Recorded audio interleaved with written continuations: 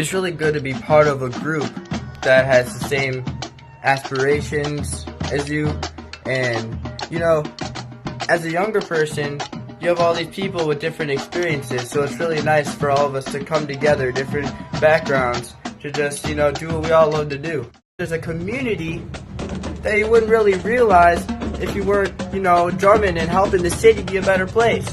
It's a great feeling to be out there, and the crowd's all around you, and you're like, oh yeah, you can be proud of yourself and your team for what you're doing. It's a good feeling.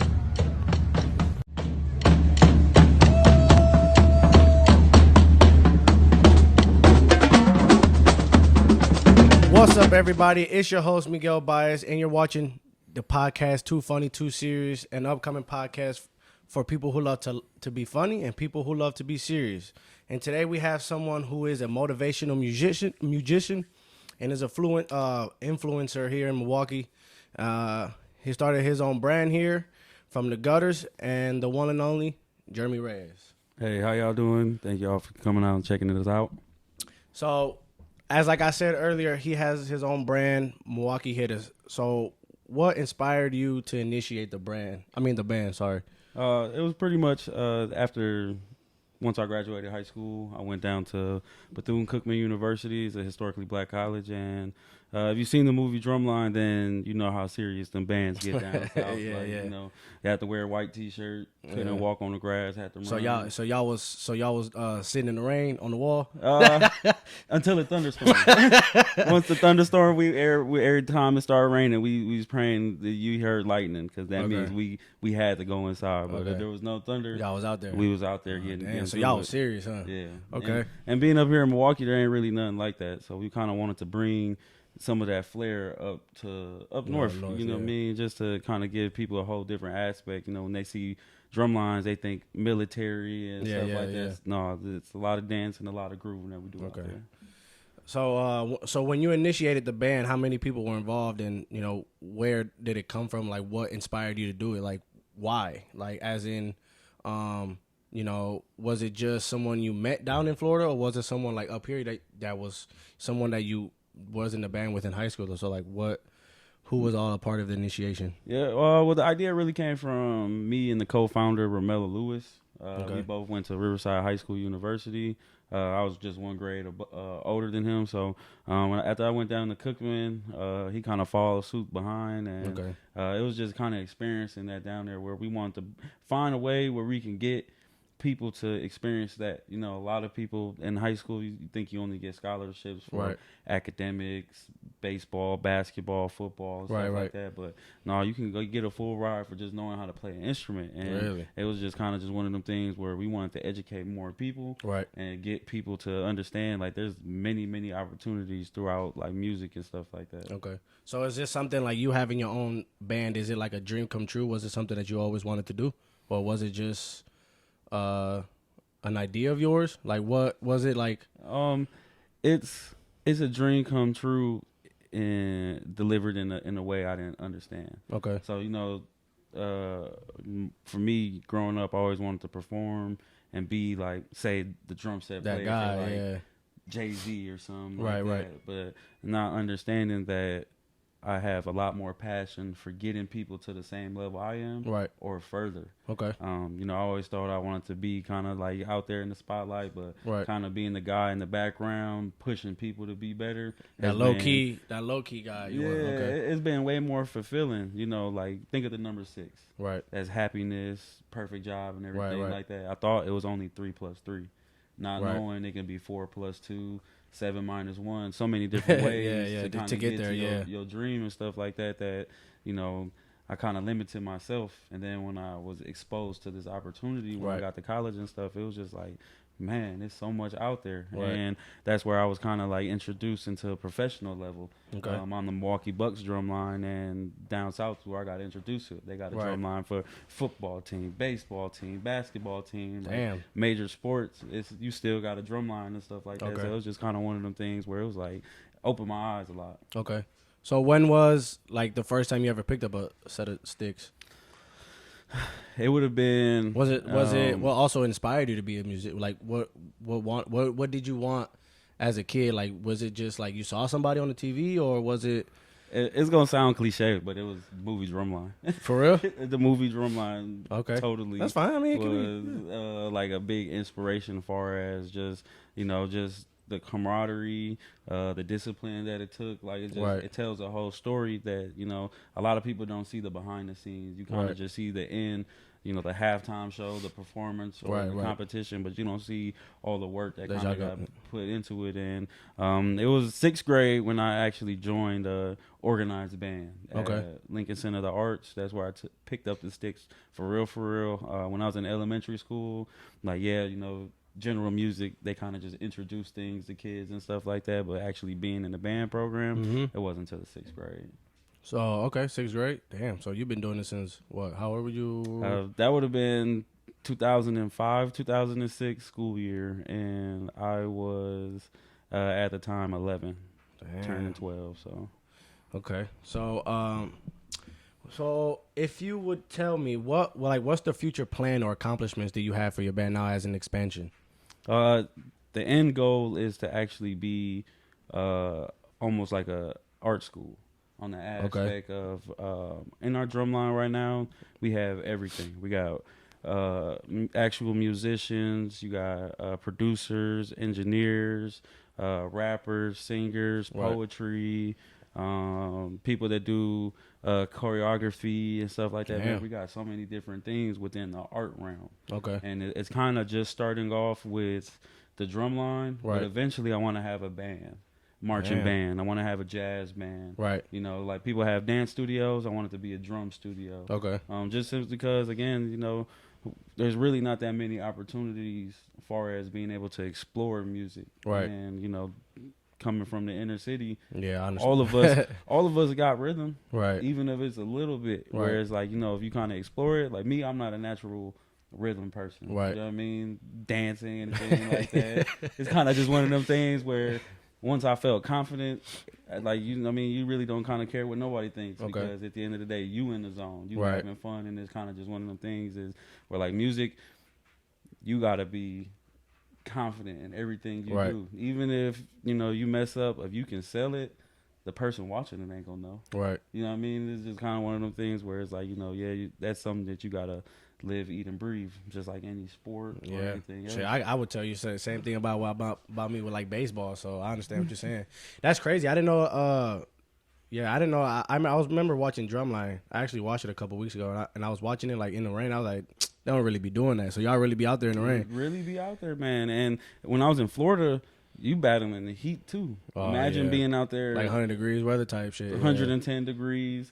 And you start at 7 in the morning, and you don't get done to about 10, 11 at night. Damn, in the summer ain't no joke. It's just especially like, in Florida, think of 2 or 3 days. Most sports do 2 a days or 3 a days right at the beginning of the season. That's kind of how it is for band. Where up and down the field, you've probably done march 4,000 or 5,000 yards almost every day and stuff like that, So, but it's just a conditioning thing, and it's just kind of one of them things. Again, like people don't really know like behind the scenes. I see what you're saying. And people just think y'all just be going out there, I see what you're saying. I mean, think about you can literally find videos of people like Kanye West talking about.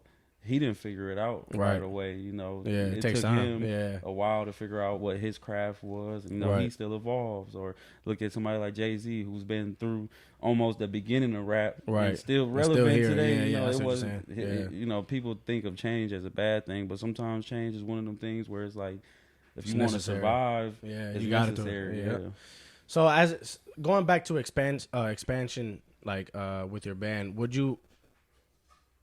you mind going out of state? Like, like put like a foundation out there in a different state? Oh man, yes. That's what that's the goal. Like, with going to school in Florida's kind of like an attraction state. You get everybody around coming down there and stuff like that, where I met people from New York, California, in different bands, Wyoming, that all came to march in the same. Oh, okay, I see what you're saying. Okay. People from all over the place, where it's kind of one of them things where it's like, man, there's so many different areas that's just like Milwaukee that has the talent.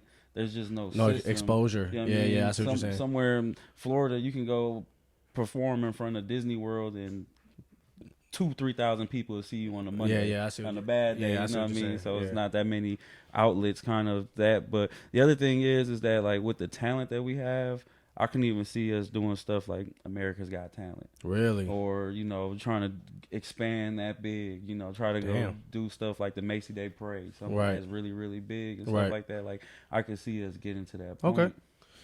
Okay. So you, most of the people in the band are a part of the Milwaukee Bucks band, right? Or is it, how does that work? I say probably like close to half. Okay. It started off with just a few of us that were on the Milwaukee Bucks, whereas we've used the organization to make people better. Okay. A lot of people don't understand like how intense it can be. Okay. Like, you know, if they just like the owner randomly wants us to perform, because sometimes it's happened to us where we had a performance on Thursday. Like, we had the music learned and everything like that. Right. We get an email Friday. Lizzo was coming to the Pfizer Forum. Right. And they wanted to promote that. So the owner was like, we want the drumline to play over some Lizzo tracks. So that day, our director had to make music, send it to us. And y'all got to learn it the same day. Learned it the same day and was performing it a day later. Like, it could be that intense. Like, you didn't even get a break, pretty much. Exactly. Yeah, I see what you're saying. It's just quick. More, yep. And like with the organization, we've gotten people that haven't gone to a higher level other than high school as far as playing, where we're like, if you lock in and you focus on these things, you know, you can achieve it. Mm-hmm. And it's just being realistic with people. Like, hey, I know, you know, you want to be Nick Cannon and play snare, but the level that, you know, we're at, this is a drum that you would be more successful on. As of right now, you can have fun too. Because like when it comes to performing at that level, if you're not having fun, the crowd ain't feeling it. Right. You're not there for no competition. You there to get 20,000 people hyped and stuff like that. So as of right now, in total, there's 8 people that have been on the Milwaukee Hitters that are on the Milwaukee Bucks drumline now. So, which is out of 26, you know, that's still a good number. Oh yeah. Especially when we're still pushing people. We got a few kids that are going down south in this spring to audition for band scholarships and stuff like that. So what is your like age range in your band? Is it like, do you pick kids in high school, or like do you pick kids that are already at like trying to get into college, like as in like seniors? Or so with us right now, we're starting at 6th grade. And there's no experience needed. Okay. Especially this year, we got something called chop sessions. Okay. That's what we call playing on the snares. You got chops. Okay. You know what I mean? So we got something where that's the learning aspect of learning how to read the notes and everything like that, the fundamentals. Right. And then the basics, pretty much. For the middle school, high school kids and stuff like that, because that's where it starts. You know, if you can get the practice in 6th grade through 8th grade, if you can start there, you're already ahead of the curve for as far as a lot of people. Okay. Especially in a market like that, a lot of people that you know perform like that you see on videos performing for famous artists, they've been starting since middle school, since high school. Like, you know, it's just like sports. Everybody's trying to get into the NFL, but what is it, 32 people that could be on the team? I mean, that's just like sports. I mean, it's a 1% chance that even you go and play in college. So I understand what you're saying. So it's kind of like a sport though then. It's like, you're a musician, but it's just like, I'm the same thing you doing, I'm doing it too. You know what I'm saying? Way. Yeah. A different way. So why at HBCU? Like what? Mainly just being Hispanic. Okay. Growing up in, you know, Wisconsin, everything's, you know, PWI, predominantly white institutions. Yeah. Where it was just kind of just like, I'm already my personality is I'm already a like black sheep type of person. Yeah. Just because I'm shy and not really talkative. Yeah. But it was just an environment where I felt welcomed as soon as I stepped foot. Right. When I was in high school. Felt like home. Yeah. When I was in high school, I toured, went to Whitewater, went to Madison, UWM, Marquette and stuff, and it just wasn't a welcome feeling. But I get down there and, you know. Like open arms pretty much. No, seriously. I couldn't always fly back. You know, some Thanksgiving, some Easters, I wasn't able to come back. Where it was like I had friends who took me in. I only known them for a few months. Took me in, showed me their family, stayed at their crib and stuff like that. Got to stay with some family I ain't seen in a while that lived in the other part of Florida and stuff like that. Where it was just kind of just one of them things where it was just like, just being so welcome. Right. And like the reason I tell my kids to go there, as far as my students here in Milwaukee, is just simply because like I've had students, some of my first students from Riverside who dropped out of college because of racist things that's happened to them at Platteville, Whitewater and stuff like that, where they had to drop out. They just didn't feel comfortable. Or, I see what you're saying. You know, like you're already battling college. You know, you've been to college, classes, schedule. Oh yeah, especially playing sports. Yeah, you know what I mean. You're a full-time student and a full-time player. You know, or a musician. You know what I'm saying? So yeah, I get it. Battling that plus having to battle racism and that type of adversity, it's a lot. It's too much. 18, 19-year-old. I mean, you shouldn't even be. Once you get to that level, you shouldn't even have to worry about. Right. Yeah. You shouldn't even be.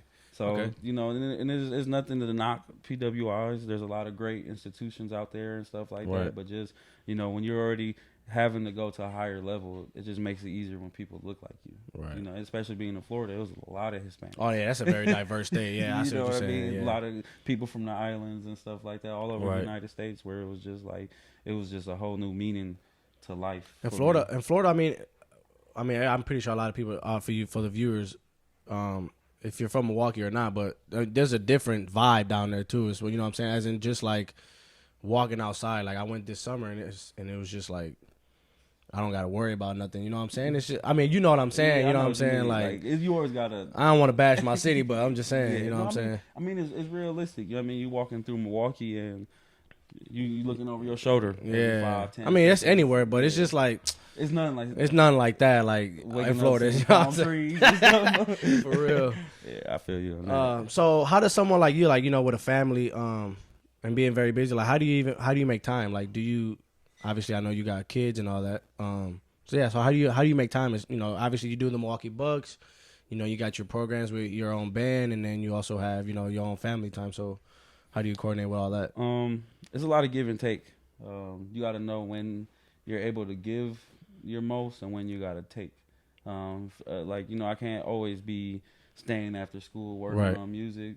Sometimes I do that as bonding with my son. Because I got him, he got his own sticks and stuff like that. Where we'll sit down and while I'm working on, say it's warm up for middle school or high schoolers or even for the Hittaz, the Bucks. I kind of just see how he reacts, and then it kind of gives me inspiration because it's okay, I can kind of see how this can correlate to my students. So sometimes I gotta do mix and matches like that, or free times like if I'm riding in a Lyft or Uber. I use that time to map out, okay, I got this performance coming up. I got to, move this practice. Use that time wisely, pretty much. I see. Pretty much just sit down with a planner. If I didn't have a planner, my head would still be three days, 3 weeks in the past. No, I feel you. It's a lot, man. Especially, I guess I can give an example of, obviously I do the A&M channel. So, this is my first podcast. If I didn't know, I didn't mention it. But yeah, working and then having to come home and, film videos, even though it's just filming, but I'm working, you know what I'm saying? And then I got to go work out, then I got to go practice. So I kind of understand what you're saying. Yeah. So, I don't got no kids, but yeah, there's a little more than, just filming videos and shit, but. Yeah. Because even though you don't got no kids, that's where that kind of, you kicking it, hanging out with people. Yeah. And sometimes I know you a streamer. Yeah. Sometimes you play the game without streaming. Yeah. I don't even, Yeah, I've been it's just a lot. I get what you're saying. Yeah. So, so college. So when you went to, did you finish school or no? No, actually I didn't. It was kind of one of them things where, making a mature decision. I wanted to stay down there. Right. It was just a lot. My freshman year, the first semester I did really, really well. I got some really good grades. And then that spring semester when marching season was over, kind of had a little bit too much fun. It's college, yeah. I see what you're saying. You only had to be 18 to get into the club. All the little side parties and everything. When we going to Florida, bro? You know what I mean? So it was just kind of just one of the things where I kind of lost where I was. And then I lost my band scholarship and stuff, and I was back home for a few months, worked, saved up money, left out again and stuff like that. Got my grades up, got my band scholarship up and everything, got everything back. And the end of the season, I had tore my rotator cuff. And that was kind of my fault. Off season, I'm just like sports. I should have been training and stuff like that. Just kind of messed it up, and it didn't really feel right. And there was a lot of conditions. It takes a lot, you know, to just like a sport, be out there in the band and every day and stuff like that. And it was just kind of one of them things where it's like I knew I was paying for school, right? But for me, what was motivation to get back out there was for everybody underneath me, whether it's my nieces, my cousins, right? Just being able to show people that you can do it, right. And I just felt like after everybody after me got better, got better and stuff like that. Where it was just like, you know, I could see now everybody at our age, you know, what I'm saying, like we really taking hold of our dreams, right? Like, even though we may work a 9 to 5 and stuff like that, we got shit working in the back. Yeah, I see what you're saying. Like we still pursuing those dreams. That's why we telling kids all the time, like, you know, even you got a dream to motivate you, right? But be realistic. And because if you set the bar too high for yourself every single time, it's only gonna create failure. Right. But if your dream is up here and you set your bar here and you land in the middle, right, that's almost a sweeter feeling than trying to get all the way to the top because you've met that goal. And it's like, man, I know I can do more. Right. And I don't know if you ever there's a famous football scene where this dude, the coach, blindfolded the lineman and had him carry somebody on his back. And he told him he was only going to do it to the 50-yard line, but he kept saying, keep going. And he made it all the way across. He made it all the way to the end zone. And it was just kind of one of them things like, yeah, it hurts. It's going to be hard. But if you got that clear goal of what you want to do, right, nothing can stop you. Okay. Yeah. So wrapping up here. So this upcoming summer, what do you have planned? Like, you know, how did your band grow? As in 2017 and 2023, like what was the process of that? And you know, how many books did you start with, and how many books do you have like this upcoming summer? Yeah, no. When we started in 2017, we didn't get booked for nothing. We kind of just showed up where there was like festivals and stuff going on, and kind of just started getting our name out there. All the way to now, like we do a partnership with the Brewers where we perform. So you at the Brewers now too, or yeah? So okay, our organization performs at the Brewers game. Oh, so shit. Like we're working together and stuff like that where they help us out because sometimes for events they'll come out too and like kind of like a support us and stuff like that. So you know that's kind of, to me that's kind of major on the aspect of like just being able to get your group recognized to the point where they're every Saturday that there's a home game we're there, and then in the summer we play at a lot more games and stuff like that because more people gonna be out there tailgating. But this year we got close to 100 different bookings. You know, so this summer there's gonna be days where we do a gig, gotta go to a gig, eat some food, go to another gig and stuff. But it's a lot of fun because you love to do it. I mean, and it's a community thing too because it's not just block parties or festivals. Right. Like we do intimate things like people wedding anniversaries, you know, something like that. That's a nice. So you got gigs like that too? Wedding anniversaries, baby. We did a baby shower and stuff like that. Damn. Somebody got a promotion at work, you know. So just, I mean, you know what I mean, like just being able to have people call upon you to bring celebration to their event and stuff, like it's a real good feeling. So was it so how did you get the connections? Was it through the Milwaukee Bucks? So when did you start when did you become a part of the band for the Milwaukee Bucks?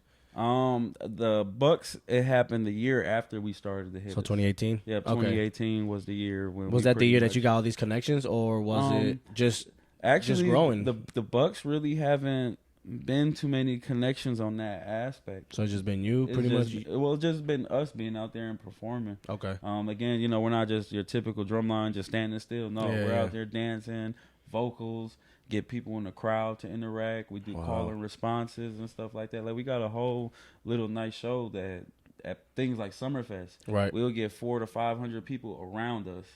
where Summerfest coming up to us like, hey, y'all blocking the walkway because we got a crowd like we're a stage and we're just off to the side and stuff. We're one of those like side acts. You got the main stages and stuff like that, and we're just either at the south gate or the north gate, and we're just there as people are walking in performing and stuff like that. Okay. But to get 500 to 600 people to surround us, like, man, it's a beautiful. So what's been as of so far in the past 6 years, 7 years? So what has been like your biggest performance with your band? Like with the was it been in the state? Yeah, it's been in the state. It's the most important, like not important, but most exposure. We were doing something with Mayor. Oh shit! Okay. Mayor Cavalier was there. It was a few more city officials and stuff like that, and it was for Heal the Hood, and it was just like kind of just there for the community to, just like, man, there's so many different things that we can be doing than being out here in the streets and stuff like that. That's what you're saying. And stuff like that holds a lot of meaning. Other than that, I'll definitely say it would have been like a day or two after one of our founding members, Kwan, passed away. Okay. And we had a balloon release and stuff like that at his house and stuff like that. And for us, that was kind of like a big push. Okay. It happened a few months right after the Bucks won, 2021. Oh, damn. And he was on the Bucks drum line and stuff like that. And I known him. I seen him grow up to be a wonderful young man. Right. And I've known him for a very long time. And for me personally, it was just kind of one of them things where it's like, I know I can do more to reach out to people like him. Right. Especially bring the community out. Yeah, especially because he didn't pass away from being in the streets or anything like that. Right. He got hit by another car, and it was just kind of one of them things where it could happen to anybody. Right. And it was just kind of one of them things where like I look at them as my brothers, my friends, the people that with the Hittaz. We kind of looked at each other and we was like, we know we can do more. And, now that we got a lot of kids with us, one of our members right now is at Jackson State University, which is another historically black college. Got some kids going down to try to audition at other schools. So how do you get, sorry that I interrupted. So as in sending kids to, do you communicate with the band down there, or how does that, how do you? Yep.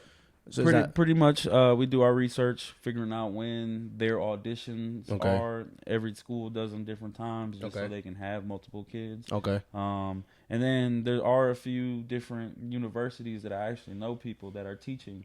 Okay. Oh, okay. Yeah. It's in the band or just a professor in a school and stuff like that. Where it's kind of I reach out to them like, hey, give me the insight. What's this, and that, and then I try to help push along.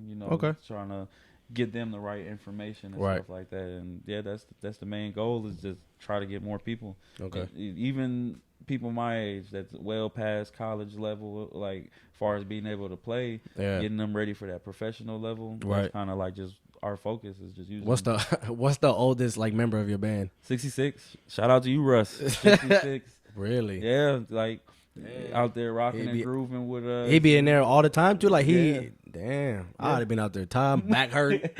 He's been doing it for a long time. So his body kind of used to it. Yeah, he was in the military band, the Marine band. Okay.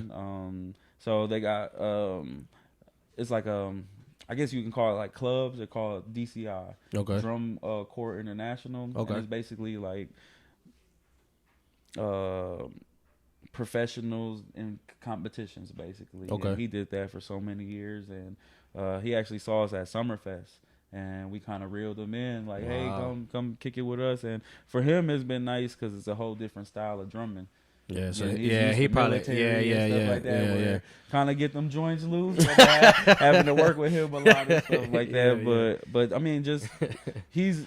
Even for the kids, he's a good inspiration and stuff because they can see his long journey of music and stuff. Especially still doing that at 66 and doing it with the young kids, huh? Yeah, like he's one of the ones that's hard to kick off a drum, but when he's there, like his presence is good, and even for the young kids. They have a lot more energy than us, so they keep us on our toes because it's like they're catching on quick, absorbing like sponges because we got so many people older than them. Whereas like Dang, I got to get more creative now. So closing out here, so you can tell the people here that are watching, you know, if they're interested or whatnot, what ways to reach out to you and all that other stuff. Just closing out here in the interview. Okay. Yeah. Again, 6th grade and up, no experience needed, just dedication. You can find us on Facebook at Milwaukee Hittaz Drum Corp. You can also email us at MKE Hittaz, which is HITTAZ drum. So MKE HITTAZ drum at gmail.com. And we just started our season, so we got a few spots open if anybody wants to join. But yeah, no, if you want to have fun, you know, make people cheer, make people have a good time, come join us. All right. Thank you. Appreciate you coming out. Oh, yeah, man. Anytime. Appreciate it. We will have more. I'm probably going to bring the co-founder, so, you know, talk about a little bit more about him. But as he said, you know, reach out if your kids or, you know, even yourself haven't picked up some sticks anytime, you know, hit him up. And I'll be putting the stuff down in the description as well. So I appreciate you guys coming to my first podcast. Like, comment, share, subscribe. And thank you for watching. Peace. Peace.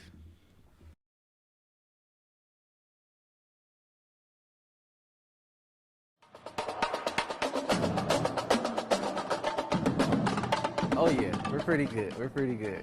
There's no denying it. The Milwaukee Hittaz bring the heat.